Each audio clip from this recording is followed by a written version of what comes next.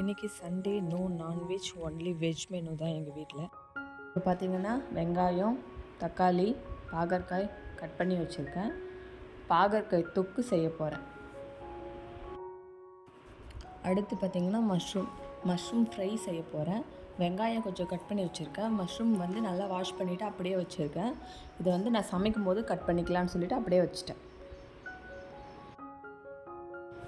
இப்போ நான் கொஞ்சம் ஆயில் போட்டுக்கிறேன். பாகற்காய் ஃப்ரை தொக்குக்காக கொஞ்சம் எக்ஸ்ட்ரா ஆயில் போட்டால் தான் தொக்குக்கு நல்லாயிருக்கும்னு சொல்லிட்டு கொஞ்சம் சேர்த்தே போட்டுக்கிறேன். எண்ணெய் சூடானதுக்கப்புறம் கடுகு சேர்த்துக்கிட்டேன். கடுகு நல்லா பொரிஞ்சு வந்ததுக்கப்புறம் வெட்டி வச்ச பாகற்காய், வெங்காயம், தக்காளி எல்லாத்தையும் ஒன்றா சேர்த்து நல்லா வதக்கிக்கிறேன்.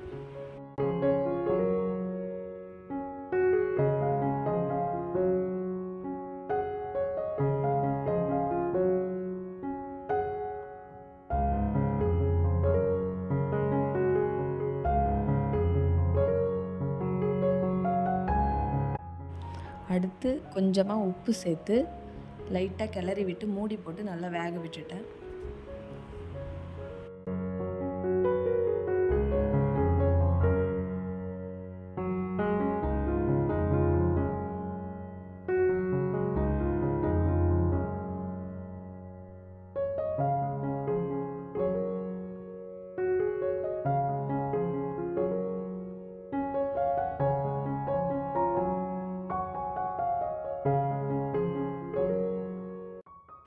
அடுத்து சாதத்துக்காக தண்ணி வச்சுருக்கேன் கொதிக்கட்டும்னு சொல்லிட்டு. அதுக்குள்ளே பார்த்திங்கன்னா ரசம் வைக்க போகிறேன். அதுக்காக மிளகு, சீரகம், கொஞ்சம் தனியா 3த்தையும் ஒன்றா சேர்த்து பவுடராக அரைச்சிக்கிட்டேன்.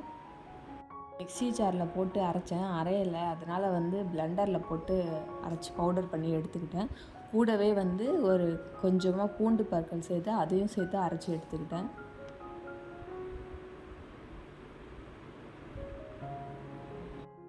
நம்ம அரைச்ச பவுடரை தனியாக வச்சுட்டு ஒரு பாத்திரத்தில் வந்து தக்காளி, புளி, கல்லுப்பு, தண்ணி கொஞ்சம் சேர்த்து நல்லா மசிச்சு எடுத்துக்கிட்டேன்.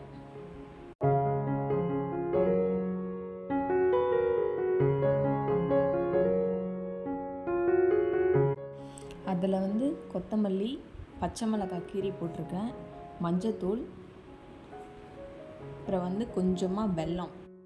ரசத்துக்கு தேவையானது எல்லாத்தையும் நான் ரெடி பண்ணி வச்சுட்டேன். இப்போ வந்து தாளித்து இதை ஊற்றி கொதிக்க வச்சு இறக்கிட்டால் வந்து ரெடி ஆகிடும். ரசம் வந்து ரெடி ஆகிடும். சைடில் வந்து அதுக்குள்ளே தண்ணி கொதிச்சிருச்சு. அரிசி போடுறேன் நான். இப்போ அரிசி போட்டு பாகக்காயும் வந்து கொஞ்சமாக லைட்டாக கிளறி விட்டுட்டு திரும்ப மூடி வச்சிடுறேன் வேகட்டும்னு சொல்லிட்டு.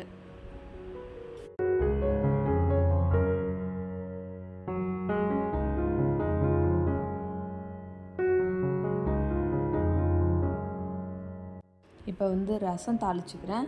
எண்ணெய் ஊற்றி கடுகு போட்டு கடுகு பொரிஞ்ச உடனே நம்ம அந்த அரைச்சி வச்சுருக்க பவுடரை வந்து அதில் சேர்த்து நல்லா கொஞ்சம் லைட்டாக வந்து வதக்கி விட்டுக்கிறேன்.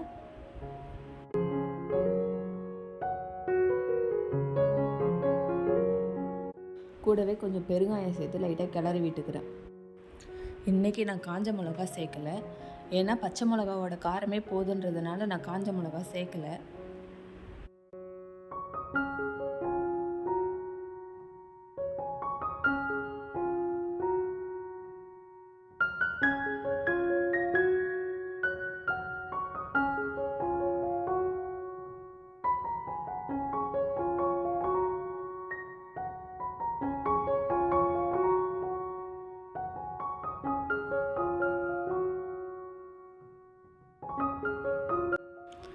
இப்போ வந்து வேறு எந்த மசாலாவும் இல்லை. பாகற்காய்க்காக வந்து குழம்பு மிளகாய்த்தூள் தான் ஒரு 1½ ஸ்பூன் சேர்த்துருக்கேன். அதுக்கப்புறம் வெல்லம் சேர்த்துருக்கேன். வெல்லம் வந்து கசப்பு தெரியாமல் இருக்கிறதுக்காக நான் கொஞ்சம் வெல்லம் சேர்த்துக்கிறேன். அப்புறம் மஞ்சத்தூள் சேர்த்து கொஞ்சம் லைட்டாக தண்ணி விட்டு கிளறி விட்டுட்டு திரும்பவும் மூடி வச்சுட்டேன்.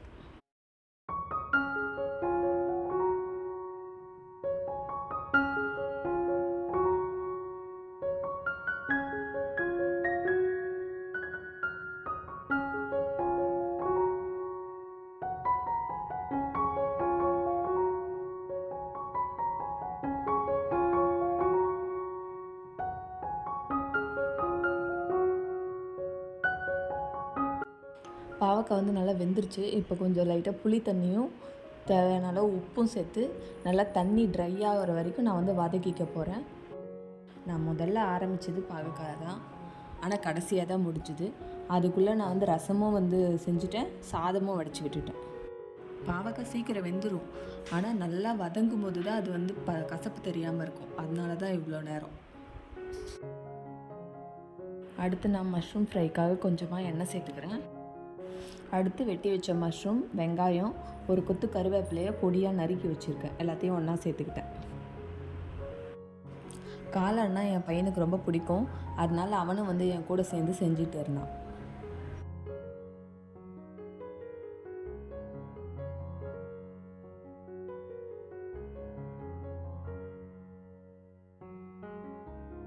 இப்போ பாகற்காய் ரெடி ஆயிடுச்சு. இது எந்த அளவுக்கு நல்லா வதங்கியிருக்குன்னு உங்களுக்கு பார்த்தாலே தெரியும்.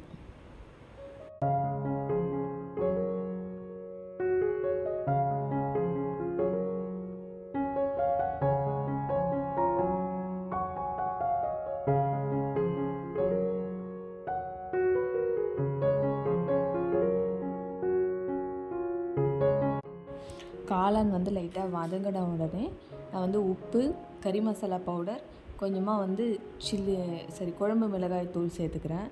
சேர்த்து நல்லா ட்ரையாக வதக்கிக்கிறேன். நான் எந்த தண்ணியும் சேர்க்கல, வேறு எந்த மசாலாவும் சேர்க்கல. இன்றைக்கி வந்து டேஸ்ட்டு ரொம்ப நல்லா இருந்தது. நான் எதிர்பார்க்கவே இல்லை. எப்போவும் சொல்லாத என் ஹஸ்பண்டே சாப்பிட்டுட்டு காளான் சூப்பர்னு சொன்னாங்க.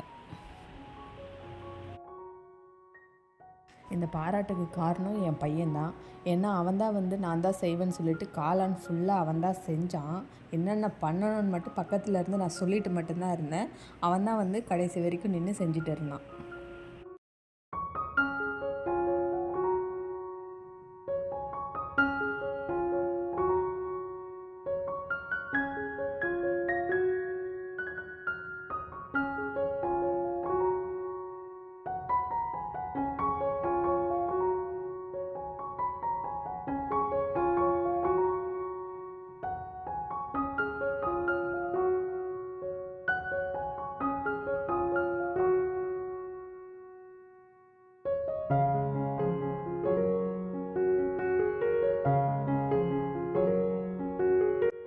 அவ்வளோதான், இன்றைக்கான சமையல் வந்து முடிஞ்சுது.